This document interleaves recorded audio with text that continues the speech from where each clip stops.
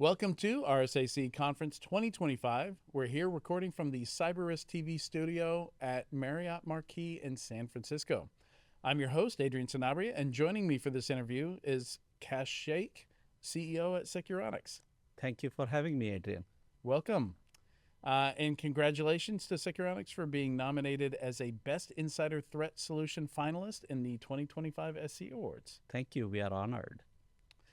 And jumping into it, for folks that aren't familiar with what Securonix does, maybe let's go through the product, the offering, and what part of the market that you fit into. Absolutely. So Securonix is a leader in SIEM. SIEM stands for Security Information and Events Management. And the idea is it is a central monitoring platform for enterprises where it detects the threats and it responds to the threats, right? So that's a category. We are the Gartner Magic Quadrant leader for this category in the last 5 years. We've been in the leaders quadrant, as well as last year we were nominated by Gartner as a customer choice for SIEM customers.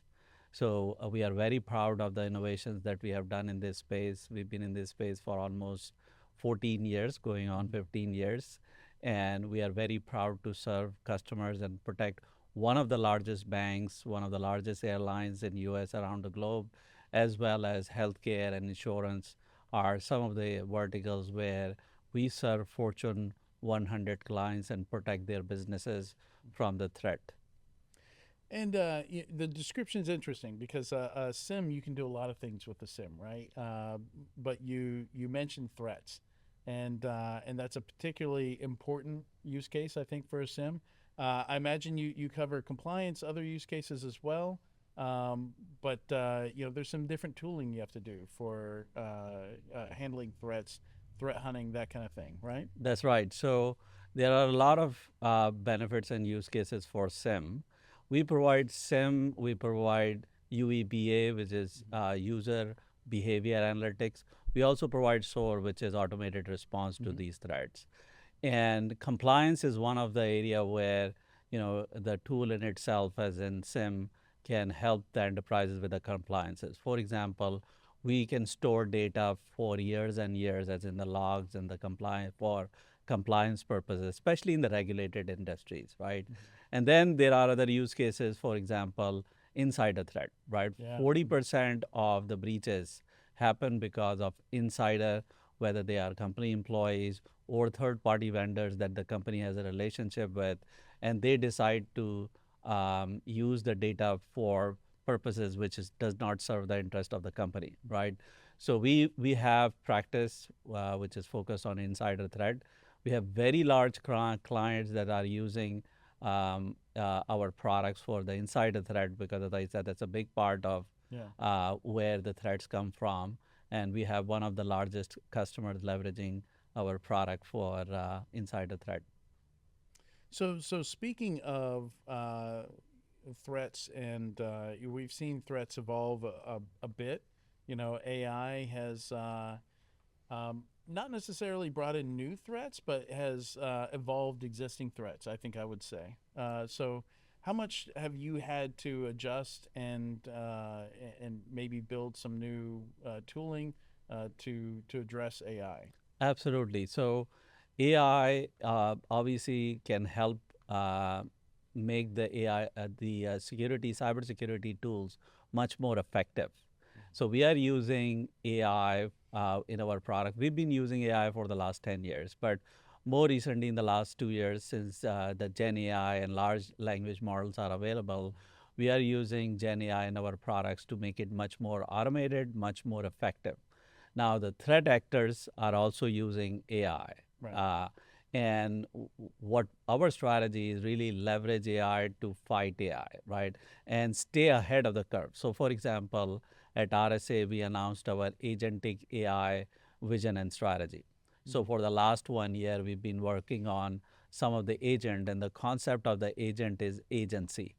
So for example, somebody using our product in Security Operations Center, which is called a SOC, they have the analyst. Obviously, it's a very difficult job to be able to perform all of the security operations. And the talent for the SOC analyst is very difficult to find. Hmm.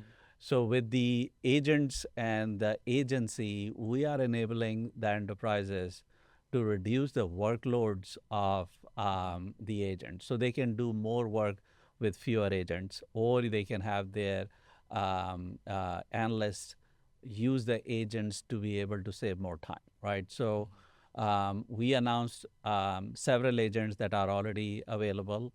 We are leading this space with the Gen AI based agent, and we have a roadmap of introducing agents. So each of the jobs to be done by the security analyst in the security operations center can be automated so that it is much more effective and requires uh, much fewer resources.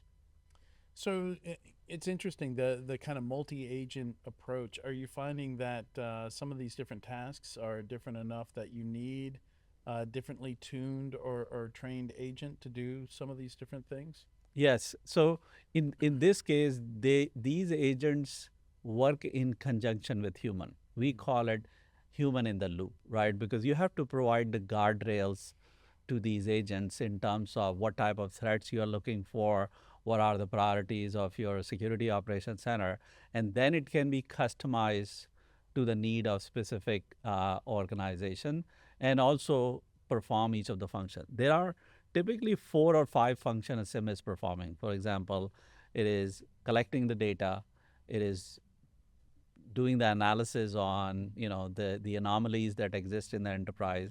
It is also providing the response to be able to fill the gap of whatever that security threat is, right? So each of these functions, we describe them as jobs to be done, can be done through the agent. They are all interoperating with each other. And in fact, we are taking it to the next level. We believe in providing open architectures so that our customers have the choice. And usually, customers have multiple tooling in their security operations center. So, our agents not only will be able to communicate with each other with agent to agent communications, we will be using the architecture. So, let's say, for example, our agents can talk to other vendors' agent to provide the best solution to our customers. Yeah, and that's where things get, I think, really interesting. In the past, particularly with Sims and with other security products like in the Chasm space, for example, you'd have to build a bunch of integrations, or you'd have to build for an API, or you'd have to build a parser. And I think that's one of the things I'm most excited about with AI is something it seems particularly good at is building those parsers, building those APIs. It can write code. A lot of these models natively know how to write a detection. They know the language. You can even say write this for Right, Securonix. right, And I've seen very specific. And that's one of those things where you think, sure, it could write code, but it could never do something like vendor specific. But it can. right. At some point, these things have consumed your documentation, That's right. and they understand how to write for your platform, which just a general purpose chat GPT. Like I remember very early on, I want to say it was early 2022, I saw somebody demonstrating this, and they specifically used Securonix as an example, and I was just blown away that it could do it for that specific a use case, because that's everybody was thinking, okay, sure, yeah, it can write code, nice party trick, but then they get super specific, and that I think changed the game. Yep. And one of the things you mentioned, which is, natural language. So our agents can be configured using the natural language. You don't have to know specific, even the interface or anything. You can ask the agent, these are the type of threats that I need to detect. These are the priorities.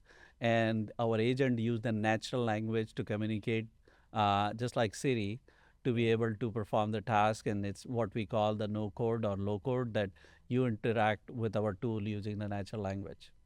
And it reduces such a burden, I think, on security operations folks, because we were getting to a point where it seemed like every tool had its own query language. That's You right. had to know what fields data was stored in. You'd have some kind of I imagine people just their cubicles just papered with cheat sheets. That's You right. know, for Elastic, KQL, Velociraptor, the OS query.